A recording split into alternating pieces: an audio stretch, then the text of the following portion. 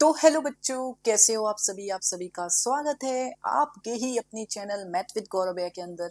आज के इस वीडियो के अंदर है ना, हम करने वाले हैं आपकी एक्सरसाइज नंबर 3.2 के क्वेश्चन नंबर 3 का मेरे प्यारे बच्चों, पार्ट 5th एंड 6th। ठीक है, तो चलिए स्टार्ट करते हैं। आ जाइए। क्या कहता है ये वर्ड प्रॉब्लम्स मेरे प्यारे बच्चों? सिंपल है कि क्वेश्चन दे रखा है, सॉल्व, आपको pair of linear equations form करनी इन वर्ड प्रॉब्लम से, और फिर आपको सॉल्व करना है, मतलब वो एक्स और वाई की वैल्यू निकालनी है जो इसमें अपन लेट करेंगे। हाँ भैया, तो क्वेश्चन क्या कहता है ध्यान से समझना कि एक फ्रैक्शन है becomes 9/11 if 2 is added to both numerator and denominator. If 3 is added to both numerator and denominator it becomes 5/6।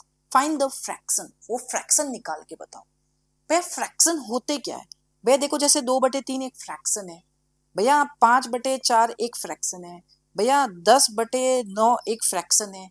तो ये सारे क्या कहलाते हैं? फ्रैक्शन, जिसमें क्या होता है हमारा एक न्यूमरेटर होता है, एक डिनोमिनेटर होता है।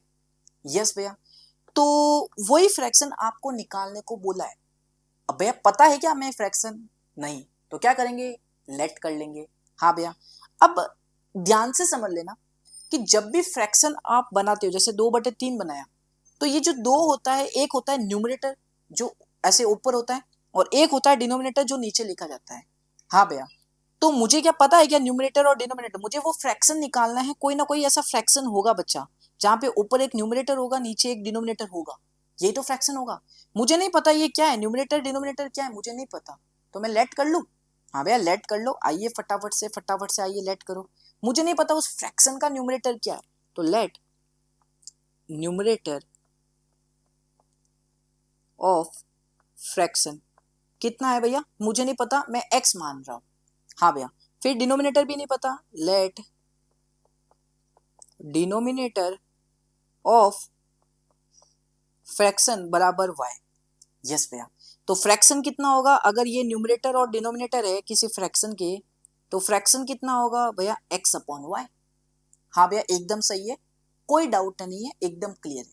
मैंने कहा ठीक है। अब ध्यान से समझो, जो क्वेश्चन कह रहा है वो पढ़ते चलो। क्या कह रहा है? अब फ्रैक्शन बिकम्स 9/11, मतलब क्या कह रहा है कि जो फ्रैक्शन आपने लेट किया ये एक्स अपॉन वाई, ये 9/11 हो जाता है। कब हो जाता है?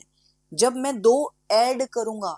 किस में? Both the numerator and denominator. क्या कह रहा है कि जब मैं न्यूमरेटर के अंदर दो ऐड कर दूं, डिनोमिनेटर के अंदर दो ऐड कर दूं, तो जो फ्रैक्शन बनेगा वो कितना हो जाता है? वो 9/11 हो जाता है। तो मैं क्या बना सकता हूँ क्या फ्रैक्शन?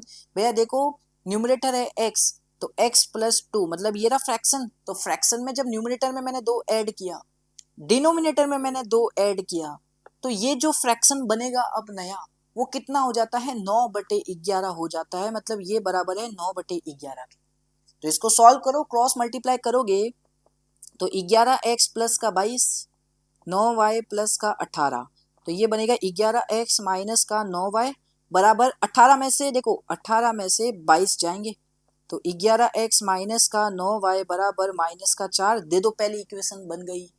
बना दी भैया पहली तो। अब दूसरी कैसे बनाओगे?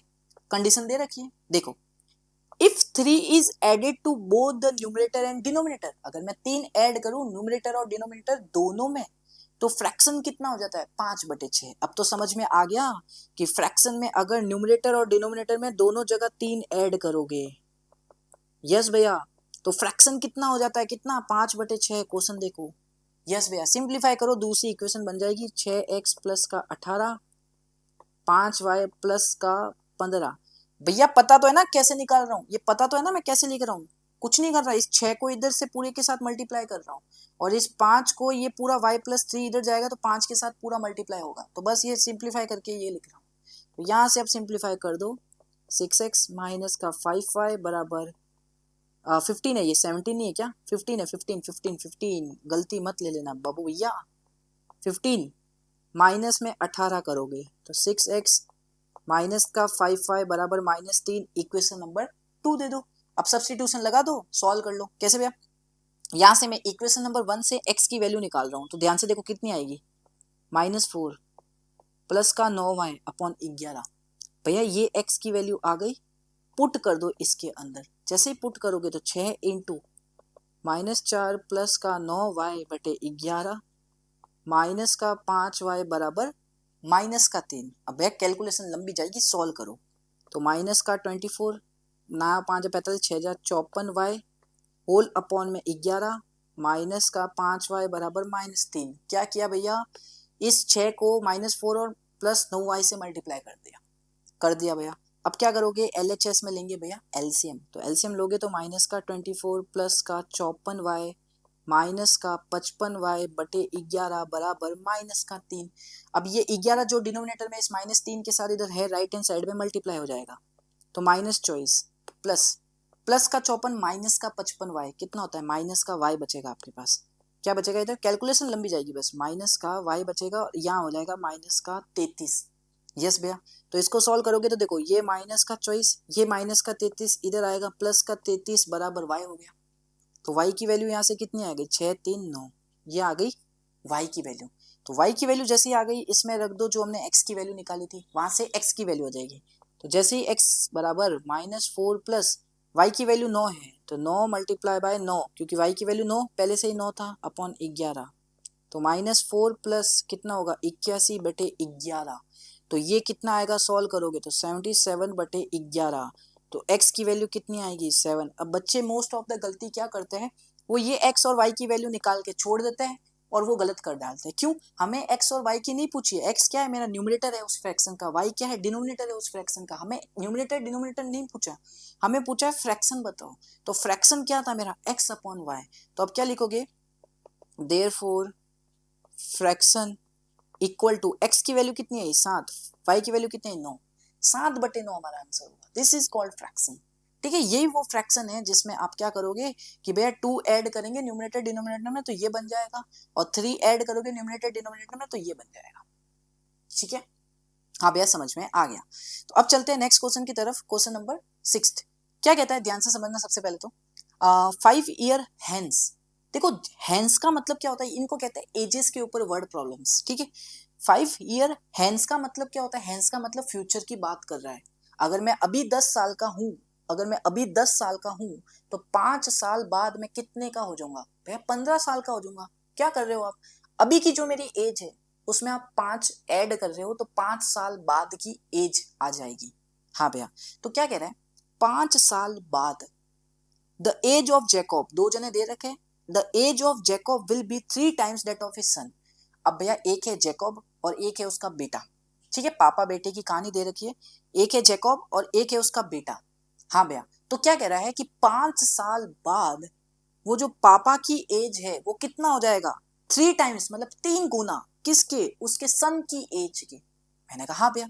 फिर नेक्स्ट देखो, 5 ईयर्स अगो, जहां पे भी अगो दिखता है एज वाले में समझ लेना पास्ट की बात कर रहा है। किसकी बात कर रहा है, पास्ट की बात कर रहा है। पास्ट 5 साल पहले, मैं 10 साल का हूं तो 5 साल पहले मेरी कितनी एज होगी, भाई 10 में से 5 माइनस कर दो, 5 साल का हूंगा मैं 5 साल पहले। यस भैया, तो क्या कह रहा है, 5 साल पहले जैकब की जो एज है, जैकब एज वॉज 7 टाइम्स, 7 गुना किसके, उसके बेटे की एज से। तो what are they present ages, अभी की एज बताओ। देखो पहले केस में फ्यूचर की बात करी, दूसरे केस में पास्ट की बात करी, लेकिन आपसे पूछा है अभी की एज बताओ, अभी कितनी एज की है। जैसे मैं 10 साल का था तो 5 साल बाद 15 का था मैं, और 5 साल पहले 5 का था, तो अभी की एज क्या थी मेरी, 10 थी। वही आपको इन दोनों की निकालनी है, जैकब और उनके बेटे की। तो कैसे निकालोगे, भाई मुझे नहीं पता जैकब की प्रेजेंट एज क्या है और उस बेटे की प्रेजेंट एज क्या है, लेट कर लो, नहीं पता तो लेट कर लो भैया, जो निकालना है। तो देखो लेट जैकब प्रेजेंट एज कितना है, मान लो x साल है, x ईयर्स। यस भैया, लेट जैकब सन, या जैकब सन लिख दो। ठीक है, ये तो ज्यादा हो गया और मैंने सन की स्पेलिंग भी खोटी लिखी। लेट सन एज लिख दो, लेट सन प्रेजेंट एज कितनी है, y। बेटे की एज मान ली अभी की y, पापा की एज मतलब जैकब की एज मान ली x। यस भैया, क्वेश्चन बनाओ फटाफट से, इक्वेशन बना दो फटाफट से। अब 5 साल बाद, 5 साल बाद देखो अभी इनकी एज है x और y, 5 साल बाद कितनी होगी, तो मैंने क्या कहा, दोनों की प्रेजेंट एज में 5 ऐड कर दोगे। जैसे मैं अभी 10 साल का हूं तो 5 साल बाद 15 की होगी, तो क्या किया, अभी की एज में 5 ऐड कर दिया। तो अगर मुझे इन दोनों की एज निकालनी है 5 साल बाद, तो क्या करूंगा, इन दोनों की अभी वाली एज में 5 ऐड कर दूंगा। हाँ भैया, तो मुझे एक बात बताओ, therefore Jacob age after 5 years कितनी होगी, 5 साल बाद कितनी होगी भैया, जो पहले x थी उसमें 5 ऐड कर दो। ठीक है, सन यार गलत लिख दिया, सन एज आफ्टर 5 ईयर्स, 5 साल बाद बेटे की एज कितनी होगी भैया, अभी y है, 5 ऐड कर दो। तो ये आ गई अपने 5 साल बाद की एज पापा और बेटे की। ठीक है, तो अब क्या कह रहा है, ध्यान से सुनना, 5 साल बाद, ठीक है भैया, जो एज ऑफ जैकब मतलब जो पापा की एज है वो 3 गुना है बेटे की एज से। तो 5 साल बाद पापा की एज कितनी है, x + 5। हाँ भैया, ये किसके बराबर है, 3 गुना बेटे की एज से। तो 3 गुना को 3 मल्टीप्लाई, बेटे की एज कितनी है, y + 5, तो लिख दो ना y + 5, बन गई इक्वेशन 1। तो निकाल लो फटाफट से सिंप्लीफाई करके, x + 5 3y + का 15, तो ये x ये 3y इधर आएगा, इक्वल टू बचेगा 10। पहली इक्वेशन कर लो अब सॉल्व, इतना आपको आता है प्लस माइनस करना, 8वीं के अंदर चैप्टर था। ठीक है, हाँ भैया, अब दूसरी इक्वेशन देखो क्या कह रहे हैं, 5 years ago, 5 साल पहले, 5 साल पहले, तो क्या लिखोगे, therefore Jacob age 5 years ago कितनी हो जाएगी भैया, x अभी की है 5 साल पहले, मतलब 5 माइनस कर दो, और सन एज 5 years ago कितनी होगी, बेटे की एज y थी 5 साल पहले की पूछिए, -5 कर दो अभी वाली से। हाँ भैया, तो ये 5 साल पहले की एज आ गई। अब क्या बोला है, जो जैकब की एज थी 5 साल पहले वो कितनी है, 7 गुना उसके बेटे की एज से। तो जैकब की एज कितनी है 5 साल पहले, x - 5, ये 7 गुना होगी किसके, बेटे की एज से। तो आंसर आ जाएगा y - 5, 7 गुना, 7 से मल्टीप्लाई कर दो, सॉल्व कर दो, x - 5 7y माइनस का 35, तो ये बन जाएगी x - 7y बराबर हो जाएगा ये -30 बराबर इक्वेशन 2 होगी। हाँ भैया, सिंपली सॉल्व कर दिया, 2 इक्वेशन आ गई, सॉल्व कर लो सब्स्टिट्यूशन मेथड से। तो क्या करोगे भैया, देखो पहली इक्वेशन से मैं क्या कर रहा हूँ, x की वैल्यू निकाल रहा हूँ। तो x की वैल्यू कितनी आएगी, निकाल के देखो, 10 + 3y। हाँ भैया, एकदम सही कह रहे हो। अब ये वैल्यू मैं इक्वेशन नंबर 2 में रख रहा हूँ x की। तो जैसे x की वैल्यू इक्वेशन नंबर 2 में रखोगे तो 10 + 3y माइनस का 7y ऑलरेडी बराबर -30। तो यहाँ से कितना आएगा भैया, 10 + 3y और -7y होता है -4y बराबर -30। तो यहाँ से कितना आएगा भैया, 40 बराबर 4y और y की वैल्यू आ जाएगी 10। करके देख लेना, सॉल्व सिंप्लीफाई करना, सॉल्व करना, y की वैल्यू आएगी 10। हाँ भैया, अब भैया y की वैल्यू आ गई तो इसमें रख दो, तो x की वैल्यू आ जाएगी।